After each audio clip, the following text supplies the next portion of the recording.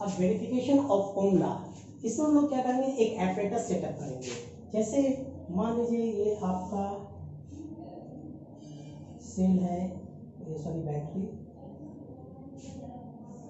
इस बैटरी को अगर हम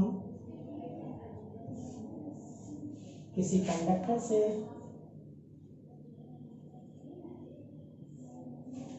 ये भी कंडक्टर से अगर हम जोड़ते हैं और फिर यानी पॉजिटिव टर्मिनल को ए पॉइंट से और बी टर्मिनल को हम लोग नेगेटिव से जोड़ते हैं, ठीक है। और उसके बाद चूंकि जब यहाँ से करंट फ्लो होती है तो करंट पॉजिटिव डायरेक्शन में फ्लो होगी, तो इसको मेजर करने के लिए हम लोग यहाँ पे इससे कनेक्ट कर लेते हैं सीरीज में एमीटर, ठीक है। और फिर इस वायर से यहाँ से और यहाँ से एक पैरेलल कॉम्बिनेशन जो वोल्टेज को मेजर करेगा, एक वोल्ट मीटर लगाते हैं। और यहाँ पे एक रियोस्टेट भी यूज कर सकते हैं, या फिर हम ऐसे देखें कि इसको हम और भी थोड़ा इसको बढ़ा देते हैं, ये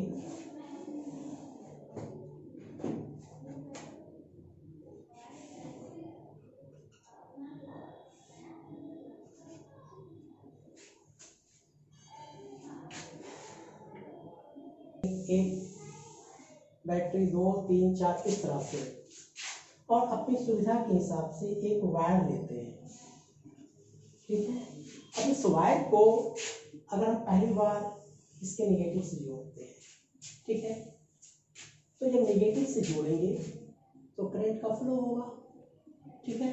तो करंट का फ्लो होगा तो ये करंट जो मेजर करेगा एमीटर, उसका वैल्यू मान लीजिए वो I1 मेजर कर रहा है, और फिर ये पोटेंशियल डिफरेंस जो है वो इसका V मेजरमेंट कर रहा है, यानी इसका V1, ठीक है। तो इसका रेजिस्टेंस जो होगा वो क्या होगा, R1 बराबर क्या होगा V1/I1, ठीक है। अब इस केस में यानी आपने जब एक यानी इसका वोल्टेज अगर मान लीजिए कि 1.5 वोल्ट है, इसका भी 1.5 वोल्ट है, इसका भी 1.5 वोल्ट है, 1.5 वोल्ट है, 1. इस तरह से हम लोगों ने जोड़ा। अब यहाँ से जो एक करंट होगा, तो जो भी करंट चला वो उसका वोल्टेज कम है तो ऑब्वियसली करंट कम होगा, तो रेजिस्टेंस उसका यहाँ पे ये दिखेगा। अब इस वायर को अब हम क्या करते हैं, अब 2 सेल से जोड़ देते हैं, तो इसलिए अब इस यहाँ का जो पोटेंशियल हो गया वो क्या हो जाएगा, V2 ज्यादा हो जाएगा, तो करंट भी यहाँ पे ज्यादा हो जाएगा, तो ये शो करेगा। तो मान लीजिए इसमें जो है R2 बराबर क्या हो जाएगा, इसका पोटेंशियल इसका यहाँ उस वक्त अब क्या हो जाएगा V2, तो मान लीजिए V2/I2। अच्छा, उसी तरह से अब हम यानी इसके पोटेंशियल डिफरेंस को चेंज कर रहे हैं, पोटेंशियल डिफरेंस को चेंज किया, अब इसको हम इससे जोड़ देते हैं तीसरे वाले सेल से, तो अब क्या हो जाएगा, ये इसका वैल्यू और बढ़कर करके ये सीरीज में जुड़ जाएगा, तो कितना हो जाएगा इसका वैल्यू, यानी आप इसे समझ सकते हैं 4.5 वोल्ट हो जाएगा। तो इसको हम लोगों ने कहा ये V3 है, तो चूंकि वोल्ट ज्यादा है तो ऑब्वियसली बताता है कि करंट भी ज्यादा हो, तो ऑब्वियसली इसका जो करंट होगा वो I3 हो जाएगा, ठीक है। और जब रेजिस्टेंस इसका मिलेगा तो R3 बराबर क्या होगा, इस कंडक्टर में क्या रेजिस्टेंस आएगा, V3/I3। लेकिन इस तरह से हम जब सबको जोड़ते जाते हैं तो बार बार हमको जो भी वैल्यू आएगा वो मेरा क्या आता है, जब भी हम कैलकुलेट करेंगे तो ये वैल्यू हमेशा कांस्टेंट आएगा, यानी V/I1 बराबर V2/I2 बराबर V3/I3, ये कांस्टेंट आता है। हालांकि आप देखिए कि पोटेंशियल आपने क्या क्या चेंज किया, पहले 1.5 वोल्ट, फिर 2 से कनेक्ट किया, 2 सेल को जोड़ करके किया तो अब 3 वोल्ट हो गया, तो ऑब्वियसली करंट चेंज हुआ, फिर पोटेंशियल आपने चेंज किया। लेकिन ये क्या है, ये सब जो वैल्यू जब आप कैलकुलेट करेंगे तो वो वैल्यू हमारा क्या होगा, हमेशा कांस्टेंट एक ही वैल्यू आता है। इससे ये पता चलता है कि ओम्स का लॉ जो है वो वेरीफाई हो गया। दिख रहा है ठीक है। तो अब इसको अगर हमको देखना है कि मेरा ग्राफ, तो जब आप ग्राफ खींचेंगे यानी आप यहाँ पे करंट और यहाँ पोटेंशियल डिफरेंस डिफरेंस वी और आई, तो ये ग्राफ स्ट्रेट यानी यूनिफॉर्म होगा और ये यूनिफॉर्म रेजिस्टेंस ये शो करता है, ग्राफ शो करता है कि इसका जो रेजिस्टेंस है यूनिफॉर्मली कांस्टेंट वैल्यू आएगा। इस तरह से इसका वेरिफिकेशन हम कर लेते हैं। रेजिस्टेंस करेंगे,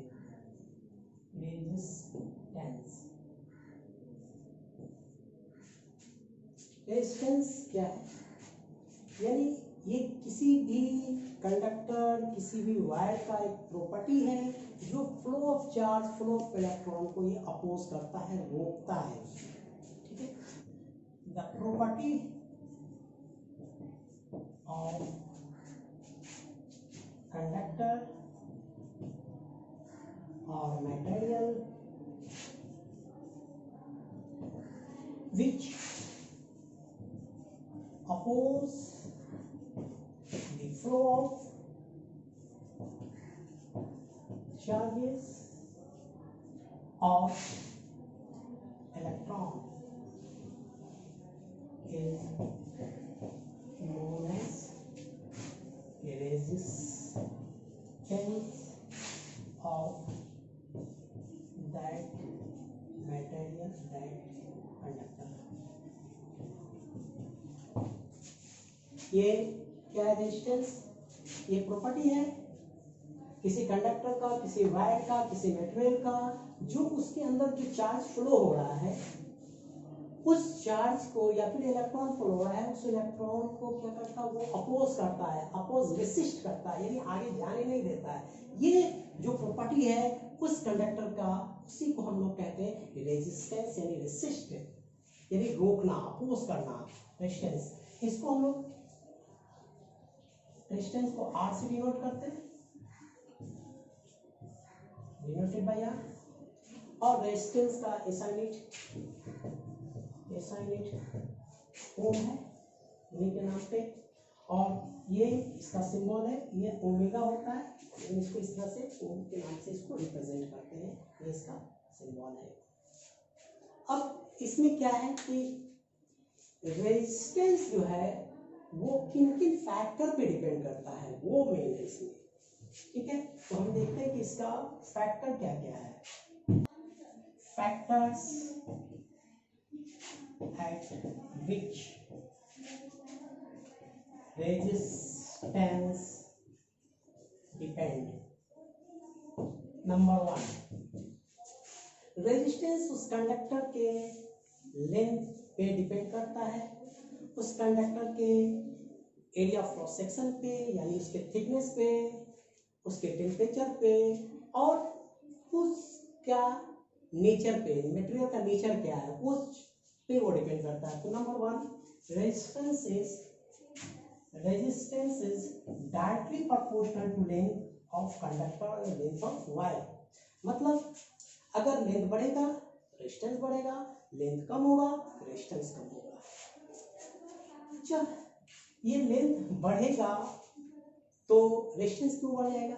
सिंपल सी बात है कि अगर मान लीजिए ये कंडक्टर है तो इस कंडक्टर में ये इलेक्ट्रॉन फ्री इलेक्ट्रॉन्स हैं और इसमें ये इसके एटम्स हैं।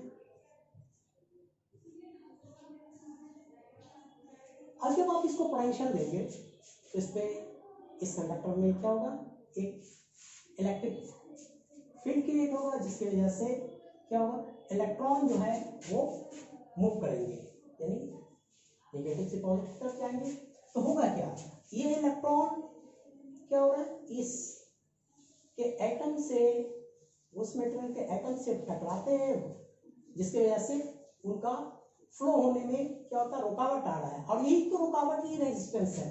तो मान लीजिए इसमें रुकावट ही हुआ, यहाँ से यहाँ तक को इसको पार करने में ये, लेकिन जब लेंथ अगर बढ़ेगा तो मान लीजिए अगर लेंथ बढ़ेगा तो ऑब्वियसली के एटम्स भी बढ़ जाएंगे, एटम्स बढ़ेंगे और ये इलेक्ट्रॉन अगर इसमें चल रहा है तो इलेक्ट्रॉन को यहाँ से यहाँ तक डिस्टेंस ट्रेवल करने में क्या होगा, बहुत सारे एटम से और ज्यादा टकराएंगे, जिसकी वजह से क्या होगा, वो उनका रुकावट ज्यादा होने लगेगा, ज्यादा स्लो हो जाएंगे। तो इलेक्ट्रॉन क्या हो जाएगा, स्लो होने लगेगा। तो स्लो होने का मतलब है कि इसमें जो है करंट का फ्लो कम होने लगेगा। तो लेंथ अगर आप बढ़ाएंगे तो ऑब्वियसली इसके मटेरियल में जो एटम्स है वो भी बढ़ जाएंगे, और जब बढ़ेंगे तो जब इलेक्ट्रॉन मूव करेगा तो वो हर एटम से अब ज्यादा एटम से टकराएगा, यानी यहाँ पे ट्रैफिक बहुत ज्यादा भीड़ भाड़ हो जाएगी, जिसकी वजह से ये इसका चलने में दिक्कत होगा। और चलने में दिक्कत, जो करंट का फ्लो जो हो रहा है वो इजिली नहीं होता, उसी को रेजिस्टेंस, तो यहाँ से यहाँ तक आने में इसको ज्यादा ही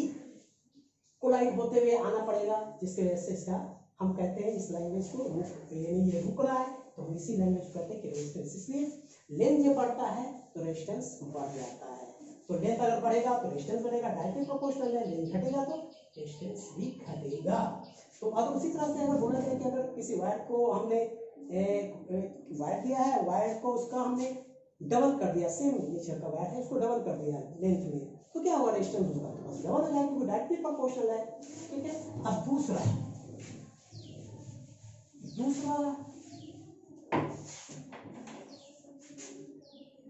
on area of cross section, the resistance is inversely proportional to area of cross section। मतलब अगर उसका थिकनेस या उस मटेरियल का या उस कंडक्टर का एरिया ऑफ क्रॉस सेक्शन अगर ज्यादा होगा तो रेजिस्टेंस कम होगा, क्योंकि इनवर्सली प्रोपोर्शनल है। और अगर इसका एरिया ऑफ क्रॉस सेक्शन कम होगा तो रेजिस्टेंस ज्यादा होगा। अब इसको ऐसे समझिए कि क्यों ऐसा होगा। अगर हम ऐसे कहें कि भाई एक बहुत बड़ा सुरंग है, बहुत बड़ा सुरंग है, तो और वो आदमी अगर उसमें चल रहा है, तो अगर उसमें चल रहा है तो बहुत इजीली चल रहा है, यानी उसमें कोई रुकावट टकराव नहीं होगा, वो आराम से दौड़ के निकल जाएगा। लेकिन अगर उस सुरंग का डायमीटर थोड़ा और कम कर दे तो अब क्या होगा, वो आदमी जो होगा वो उतना फ्रीली नहीं होगा, अब उसके अंदर क्या होगा, वो जब चलेगा तो उससे वो क्या होगा, टकराएगा, सटेगा उसमें, तो क्या करेगा, वो झुक जाएगा, तो झुक करके पास करेगा तो उसकी स्पीड कम होगी। और अगर उसका कम कर रहे हैं एरिया ऑफ क्रॉस सेक्शन, यानी डायमीटर उसका और कम होगा, तो अब क्या होगा, वो झुक के चलेगा, तो अब क्या होगा, उसका स्पीड कम होगा। और एक वक्त और उसका कम करिएगा तो क्या होगा, वो आदमी क्या होगा, बैठ के यानी अब घिसक कर ही चलेगा, बैठ के घिसक के, तो उसकी स्पीड कम होती चली जाएगी। और कम हो जाएगा तो अब क्या होगा, वो उसको लेट जाएगा, फिर क्या होगा, लेट करके वो ससरेगा, तो ससरने में यहाँ तक जाने में उसको काफी टाइम। बस वही चीज यहाँ भी होता है कि एरिया अगर बड़ा हो रहा है तो उसके अंदर जो इलेक्ट्रॉन्स का जो फ्लो होगा वो ज्यादा होगा, अगर एरिया उसका कम होगा तो क्या होगा, वो इलेक्ट्रॉन क्या होगा, उसमें टकराएगा, धीरे हो जाएगा। तो नतीजा ये होगा कि उसी तरह से यहाँ पे क्या होगा कि एरिया अगर आपका कम होगा तो रेजिस्टेंस बढ़ जाएगा, और एरिया अगर ज्यादा होगा तो इलेक्ट्रॉन इजीली तेजी से पास करेगा। तो ये था इसका तीसरा। रेजिस्टेंस डिपेंड ऑन टेम्परेचर, यानी resistance is directly proportional to temperature. यानी टेम्परेचर बढ़ेगा तो क्या हो जाएगा, रेजिस्टेंस बढ़ जाएगा। टेम्परेचर कम होगा उस कंडक्टर का तो रेजिस्टेंस कम होगा।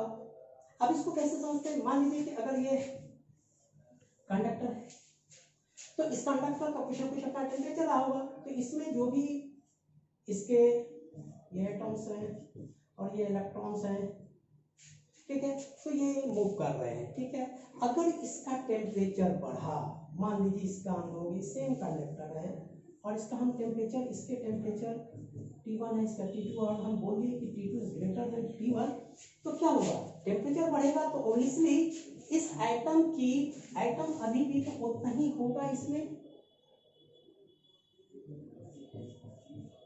लेकिन अब इस एटम की काइनेटिक एनर्जी बढ़ जाएगी, तो इसका मूवमेंट तेज सी होगा। तो जब ये तेज होगा तो इसका कोलाइड जो होगा, ये क्या होगा, बहुत जल्दी इसमें कोलाइड होगा।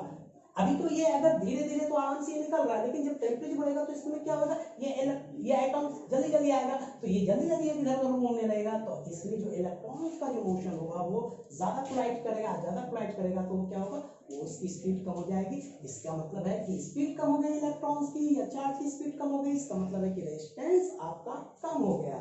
तो इसी तरह से ये अब चौथा है नेचर ऑफ मटेरियल।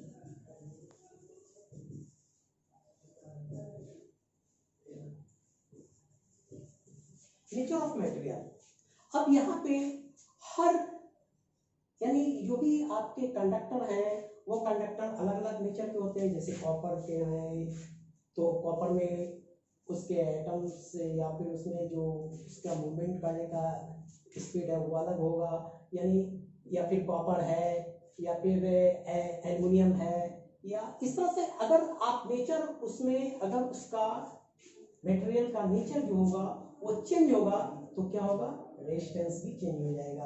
तो इसीलिए कहा जाता है कि सिल्वर जो है वो बेस्ट कंडक्टर ऑफ इलेक्ट्रिसिटी है, क्योंकि उसका नेचर जो है वो और सब जितने भी जैसे कॉपर एल्युमिनियम ये सब जो हैं उनसे उनका रेजिस्टेंस कम होता है, इसके वजह से उसमें चार्ज का फ्लो ज़्यादा होता है। तो ये नेचर के ऊपर भी डिपेंड करते हैं। तो ये था आपका रेजिस्टेंस किस तरह से डिपेंड करते हैं। हाँ ओके, हाँ तो बच्चों आप होमवर्क नोट कर लो। Question number 1, define Ohm's law and verify it, यानी उसको डिफाइन करोगे और उसको वेरीफाई भी करोगे। Number 2, what is the resistance and write their fact, write its factor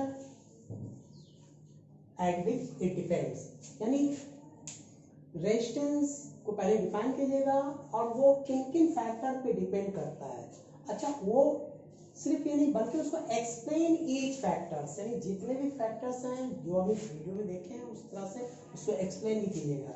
उसके बाद solve numerical of this topic, अभी जो आप टॉपिक पढ़े रेजिस्टेंस, तो उसमें जो भी आपके बुक में न्यूमेरिकल्स होंगे उस न्यूमेरिकल को सॉल्व करेंगे। ठीक है, ओके बाय, फिर लोग नेक्स्ट वीडियो में मिलेंगे, बाय।